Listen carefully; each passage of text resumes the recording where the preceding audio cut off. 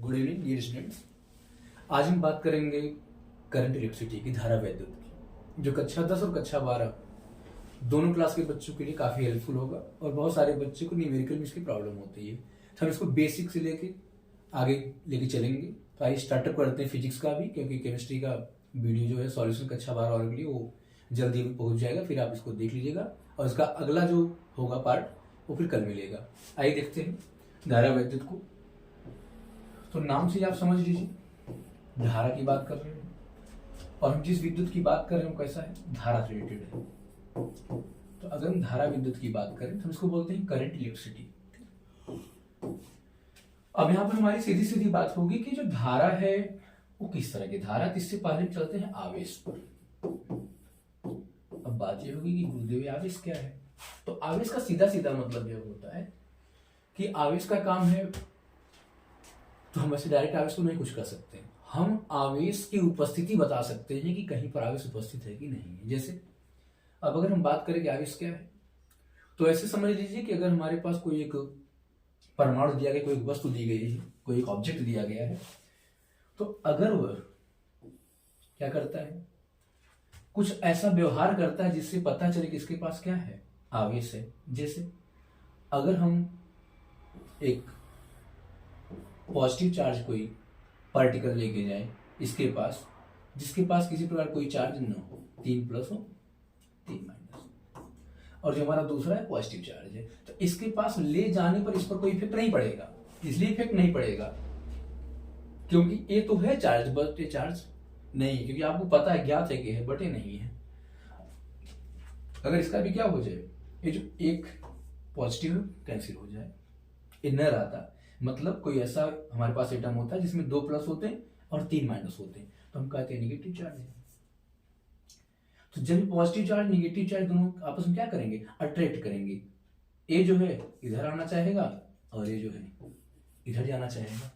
तो हम किसी चीज के व्यवहार पे डिपेंड करके कह सकते हैं कि कोई आवेशित है अथवा नहीं है।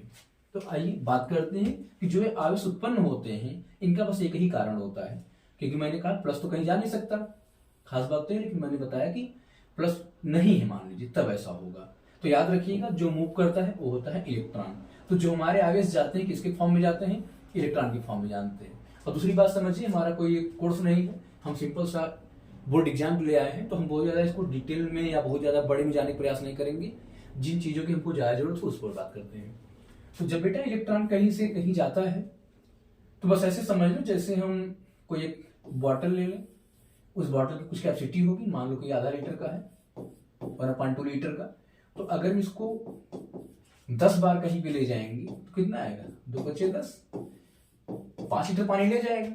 तो जस्ट इसी तरह से हम ये समझेंगे जो इलेक्ट्रॉन हमारा होता है, इलेक्ट्रॉन का काम बस इतना सा होता है कि आवेश को एक जगह से दूसरी जगह तक ले जाता है। तो इलेक्ट्रॉन एक तरफ से क्या है, अपने ऊपर जिसको ले जाता है क्या होता है, वो आवेश होता है, क्योंकि इलेक्ट्रॉन के पास आवेश होता है, इलेक्ट्रॉन कोई आवेश नहीं है। आइए देखते हैं, इलेक्ट्रॉन कैरियर समझ सकते हैं। तो अब ऐसे समझिए कि अगर एक इलेक्ट्रॉन इधर से इधर जा रहा है तो 1.6 इंटू 10 पावर माइनस 19 कूलम का आवेश लेके जाएगा। और अगर ये ऐसा कर रहा है तो सोचिए, यही मैंने बॉटल वाला जो आपको एग्जांपल दिया कि एक बॉटल हमारा 1/2 लीटर का है। तो अब अगर हम इलेक्ट्रॉन को देखें तो हर इलेक्ट्रॉन कितना लेके चलता है, इतना लेके चलता है। तो याद रखिएगा इलेक्ट्रॉन के आवेश को हम स्मॉल ई से डिनोट करते हैं, ठीक है। तो ई की वैल्यू होती है 1.6 इंटू 10 पावर माइनस 19 कूलम। तो बच्चे मैंने ये जैसे एग्जांपल दिया कि ई क्या है, ई का मतलब बॉटल समझ लो। जैसे इस बॉटल की कैपेसिटी कितनी थी, आधा लीटर की। 5 बार ले जाएंगे, 10 बार ले जाएंगे, 20 बार ले जाएंगे, तो क्या करेंगे, जितनी बार ले जाएंगे आधा से गुणा करा देंगे। सेम उसी प्रकार से हम ये भी देख सकते हैं कि अगर यहाँ पर हमारे पास क्या है कि ई के बारे में हमको पता है कि बॉटल जैसा है। अब इस जितने इलेक्ट्रॉन को हम कहीं पे लेके जाएंगे तो क्या करना पड़ेगा, इससे गुणा कराना पड़ेगा। तो हम ये समझेंगे जितने इलेक्ट्रॉन होंगे इसको दिखाएंगे कैसे। तो इधर ध्यान दीजिए, जब किसी इलेक्ट्रॉन दिखाना कितने इलेक्ट्रॉन थे तो संख्या को अंग्रेजी में क्या कहते हैं भाई, नंबर कहते हैं। तो इसी नंबर का हम क्या ले लेंगे, एन ले लेंगे। तो हम लिखेंगे एन इक्वल्स टू इलेक्ट्रॉनों की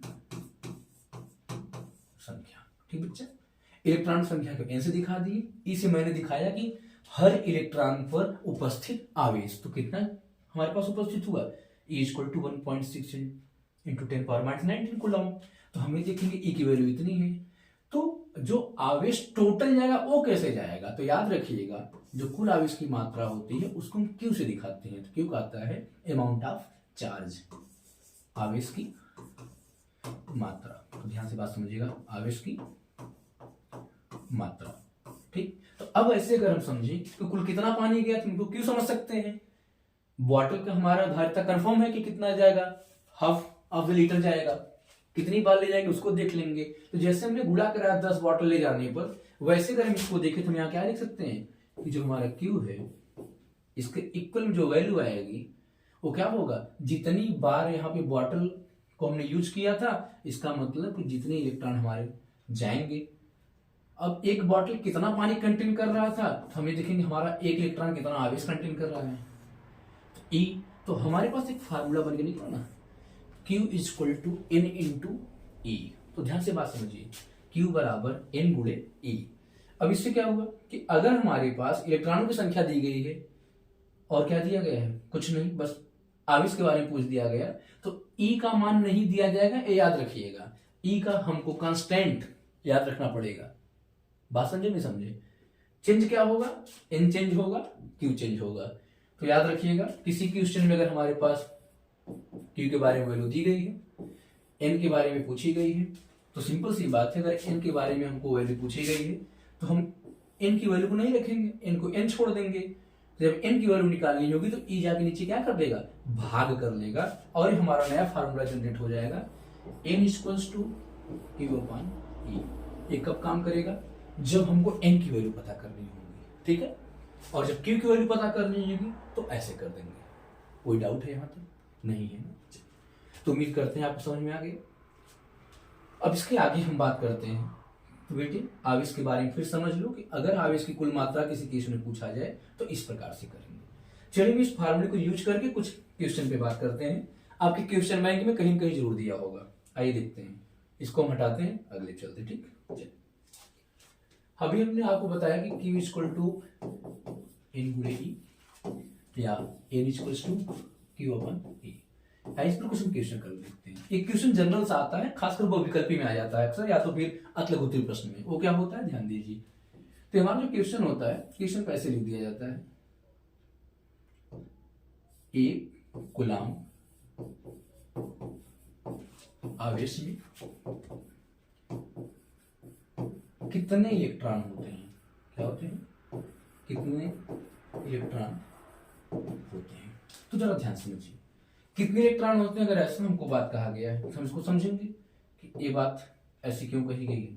तो ध्यान दीजिए, अभी करें एक कूलाम आवेश में कितने इलेक्ट्रॉन होते हैं, तो आवेश का मान तो दे दिया ना, या फिर यही लिख सकता है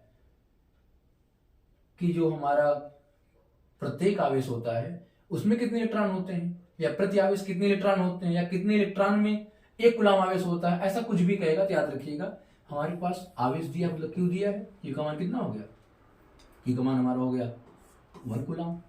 दूसरा हम ले लेते हैं, और कुछ दिया है क्या, बिल्कुल नहीं दिया। आपसे क्या पूछा है, कितने इलेक्ट्रॉन होते हैं, मतलब इलेक्ट्रॉनों की संख्या पूछा है, इन बताना है आपको।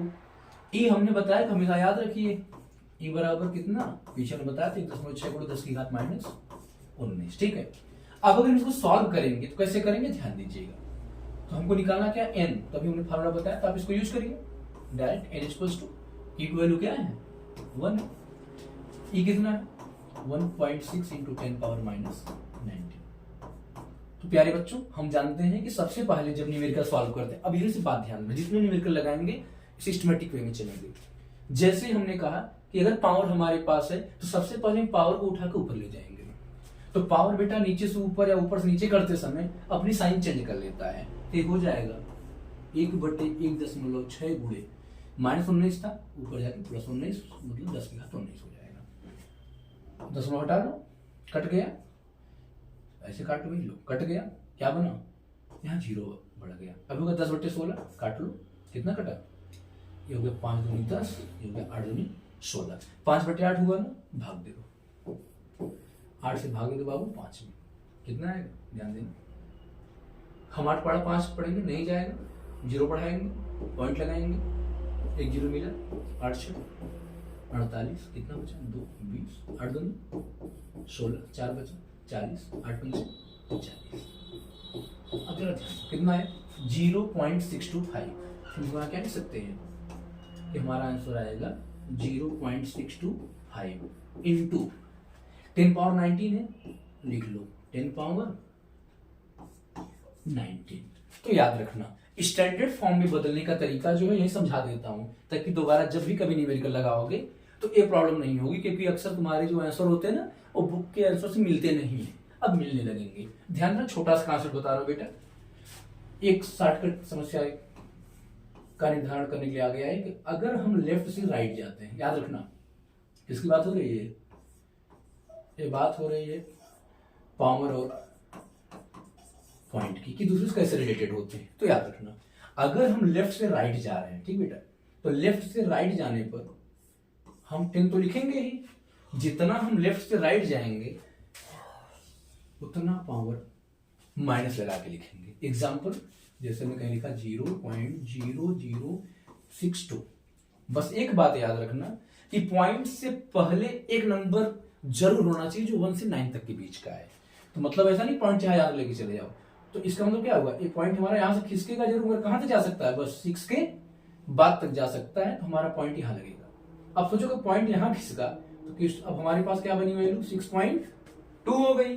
बट ये देखो कि जहां पहले था और अब जहां है दोनों बीच में कितने का डिफरेंस है, 1 2 3 पॉइंट का। तो हमने कहा यहां 10 लिख लो, बट जितना मूव हुआ किधर से हुआ, लेफ्ट टू राइट वाला फॉलो हो गया ना, तो हम लिखेंगे माइनस लगा लेंगे और पावर कितना 3। तो मतलब कि हमको इस तरह से इसको स्टैंडर्ड फॉर्म में लिखना पड़ेगा। उल्टा कर लो, अगर हमारा कभी आंसर ऐसा आ जाए कि हमको क्या करना पड़ेगा, राइट से लेफ्ट लेके आना पड़ेगा। कैसे, सपोज करो कि 265.3 ऐसा लिखा है, ठीक है, इसको अगर चेंज करना है तो क्या करेंगे, पॉइंट इस बार कहाँ आना चाहिए, मैंने कहा पॉइंट्स पर एक ही गिनती बचनी चाहिए, तो कहाँ आएगा ये, तो यहां से मूव होकर यहां आना चाहिए। लो लगा लेते हैं, तो हो जाएगा 2.653 इंटू 10 की पावर। तो याद रखना जब ऐसा होगा तो 10 की पावर प्लस में बढ़ेगी, तो 10 की पावर प्लस में बढ़ेगी, कितना हमने मूव किया right to left 2 digit power. सच बताना दुख दूर हो गया ना पावर और पॉइंट का, ठीक ना। किसी को भी अब कर लेंगे आगे जब भी इनको न्यूमेरिकल मिलेंगे फिजिक्स के। अब बेटे हम यहां लिख सकते हैं कि हम देख रहे हैं कि पॉइंट को एक डिजिट खिसकाने की जरूरत है, तो हो जाएगा 6.25 इंटू, अच्छा जरा सोचो, हम बाएं से दाएं जा रहे हैं, कौन सा रूल लगेगा, ये लगेगा ना। तो हम यहां लिखेंगे ना 10 की पावर कितना खिसका, एक डिजिट -1, बगल में कितना है 10 टू पावर -19। अब जरा इसको सॉल्व कर देखो, 6.25 पॉइंट है, ध्यान देना 6.25, चलो यूज कर दे रहे हैं 6.25। तो मैंने कहा 6.25 इंटू 10 की घात -1, 10 की घात 19, 19 में से एक जाएगा कितना 18 आएगा। यही तुम्हारा आंसर। अगर ऑब्जेक्टिव क्वेश्चन भी पूछ दे कि एक कूलम आवेश में कितने इलेक्ट्रॉन होते हैं, ढेर सारे ऑप्शन दे दे, तो याद रखना आंसर यही होना चाहिए, ठीक। सॉल्व भी करके हम कर सकते हैं, डायरेक्ट बता देंगे, याद रख लो। अगर ऑब्जेक्टिव आएगा तो 6.25 इंटू 10 पावर 18 क्या, इलेक्ट्रॉनों की संख्या। क्लियर है। तो इसके बेस मैंने एक क्वेश्चन बताया जो आपके क्वेश्चन बैंक में या कहीं कहीं आपको जरूर दिख जाएगा, एनसीईआरटी क्लास 10 में भी ये क्वेश्चन है, ठीक, देख लेना। अब हम बात करते हैं आवेश के आगे। तो अगर आवेश के आगे चलते हैं तो क्या आता है, धारा की बात करते हैं। क्लियर ना, देख लीजिएगा नेक्स्ट। अब अगर हम बात धारा की करते हैं तो धारा क्या है, तो सिंपल सा बात समझो। धारा का मतलब ये है, धारा नाम कैसे पड़ता है, जैसे अगर पानी कहीं तालाब में है तो क्या तुम इसको जलधारा कह सकते हो, बिल्कुल नहीं। लेकिन अगर पानी क्या करे, झरने में रहे, झरना मतलब बहता हुआ, नदी में रहे, नहर में रहे, लेकिन वो क्या करे, नहर में ऐसा नहीं कि नहर सूख गई है कहीं गड्ढे में पानी हो, वो धारा नहीं। क्योंकि बच्चे हमारे बड़े विद्वान है, कोई कोई कमेंट कर देंगे कि गुरुजी नहर में अगर पानी रुका धारा कह सकते हैं, नहीं बेटा बिल्कुल नहीं कह सकते। तो बस ऐसे समझ लो कि वहां धारा किसके द्वारा बहती है, पानी के द्वारा। हमने भी एग्जांपल में क्या दिया, पानी लिया था ना, उस पानी मैंने किसे दिखा दिया था, पानी में दिखा दो ना आवेश से। तो यहां पर क्या बहेंगे, यहां पर आवेश होते हैं। क्या होते हैं, आवेश होते हैं। तो वहां पर जल धारा के लिए जल का बहाना जरूरी है और विद्युत धारा में आवेश का बहाना जरूरी है। तो सिंपल सी बात है बेटा, जो आवेश में फ्लो करेंगे, जो यहां है कुछ देर बाद यहां पहुंच जाएगा, तो क्या करेगा, बहते हुए पहुंचेगा, इसलिए क्या होगा, विद्युत धारा होगा। अब ध्यान समझो, तो धारा का सीधा सीधा सिस्टम ऐसे डायरेक्ट नहीं होता। धारा बस ये कहता है कि भाई मेरे पर सेकंड, ठीक है, पर यूनिट टाइम, पर सेकंड या पर मिनट पर आवर की बात तो हम नहीं कर सकते क्योंकि धारा सेकंड सेकंड में नापते हैं। तो हमने कहा कि पर सेकंड कितना आवेश यहां से यहां तक चला गया, वही क्या है, धारा है। इसलिए जो धारा की परिभाषा बनती है, जो करंट की परिभाषा बनती है, वो परिभाषा ही हमारी डेफिनेशन ही होती है, the flow of charge, the flow of charge per unit time is known as electric current. ये कहते हैं कि आवेश प्रवाह की जो दर होती है, जो rate of flow of charge होता है, वही क्या होता है, करंट होता है। तो अगर वो हमसे परिभाषा पूछता है धारा किसे कहते हैं, तो हम सिंपली बोल देंगे, क्या बोल देंगे, आवेश प्रवाह की दर को वैद्युत धारा कहते हैं। क्लियर, आइए देखते हैं। चेहरे पर थकावट साफ दिखाई दे रही होगी क्योंकि काम बहुत ज्यादा बेटा, लेकिन फिर भी हम मेहनत करेंगे बस इसलिए कि तुम इस बार अच्छा से अच्छा नंबर लाओ, और इसलिए ज्यादा ज्यादा बच्चों तक शेयर जरूर कर देना ताकि सबको कुछ ना कुछ लाभ मिले। तो धारा की मैंने बात किया, तो बच्चे हम धारा को डिनोट करते हैं आई से, ठीक। अब बात करते हैं आवेश की, तो मैंने पहले ही बता दिया है, आवेश को दिखाते हैं क्यू से। समय की बात किए थे हम, दर, तो याद रखना जहां दर आएगा वहां समय आ जाएगा। दर का मतलब होता है पर यूनिट टाइम, तो टी का मतलब समय। अभी मैंने कहा आवेश प्रवाह की दर, तो तुमने कक्षा 9 में पढ़ा था क्या, त्वरण। तो त्वरण में क्या पढ़े थे, वेग परिवर्तन की दर। तो बटे में टी था कि नहीं था, था कि नहीं था, था ना, हाँ थोड़ा जल्दी जल्दी बोला करो। चल, तो अब हम क्या करेंगे, आई मतलब धारा क्या है, आवेश प्रवाह की दर है, आवेश ऊपर हो जाएगा, दर तो टी नीचे हो जाएगा। देखो अच्छा जरा सिंपल सा हुआ कि नहीं हुआ, I equal to Q upon T, ठीक है। जल्दी पढ़ो, तो बहुत इजी टॉपिक है। अब अगर हम इनको टी का मल्टीप्लाई इधर करा दें तो एक नया बन गया ना, Q equal to I into T, ठीक है। तो Q equal to I into T, ये हो गया हमारा। तो बस ऐसे समझ लो कि आई का जो धारा का हमारा मात्रक होता है बेटा, हम लीटर में मीटर में नहीं नाप सकते ना। हमने जैसे रहता तो कहते 4 लीटर भैया करंट दे दो, ऐसा नहीं, ठीक है। तो हम किसमें लेके चलेंगे इसको, तो इसका होता है एम्पियर। क्या होता है, एम्पियर। तो एम्पियर हमारा क्या है, इसका एम्पियर क्या है, इसका एसआई मात्रक, ठीक। तो हम अब देखो उल्टा समझो, हमको एम्पियर याद रहता है, लेकिन कभी कभी फंसाने के लिए हमसे पूछ देता है कि विद्युत धारा का मात्रक है, ठीक है। ध्यान समझो, पूछेगा किसी विद्युत धारा का मात्रक है, तो ऐसे तुमको लिख देगा वोल्ट, ठीक। दूसरा तुमको क्वेश्चन देख के लिख देगा जूल पर सेकेंड, ध्यान बात समझो। तीसरा तुमको लिख देगा कूलाम पर सेकेंड।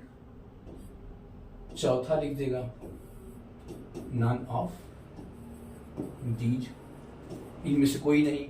तो अक्सर बच्चों का बस दिमाग यहीं पे जाता है कि जब धारा का नाम लिया तो एम्पियर चचा को देखो, मान लो एम्पियर न हो, नानी यहाँ चले गए हो, तब क्या करोगे, आंसर नहीं आएगा। आओ देखते हैं, जल्द आएगा। तो अक्सर बच्चे जैसे देखें कि एम्पियर तो यहाँ कहीं दिख नहीं रहा है, कहने नाप दीज, घर आए जोड़े 70 में 70, पता लगा रिजल्ट आया 70 में 69, ये एक ही चले गए एम्पियर लेके। तो एम्पियर कैसे लेके चलेंगे समझो, अगर हम इसको एम्पियर कह सकते हैं तो जरा सोचो, आई की जगह में एम्पियर लिख लिए, ध्यान बात समझो, आई का एम्पियर लिख लिए, क्यू हमारा क्या था, कूलाम था, टी हमारा क्या था, समय था, सेकंड। तो क्या हम इसको कूलाम पर सेकंड नहीं कर सकते, कह सकते हैं ना। तो एम्पियर कहाँ ढूंढ रहे हो भाई, कूलाम पर सेकंड भी ढूंढ लो। तो देखो तुम्हारा आंसर कौन सही हुआ, अरे गजब यार, कूलाम पर सेकंड। हो गई ना गलती, जिनको आता अच्छी बात है, जिनको नहीं आता ध्यान दे।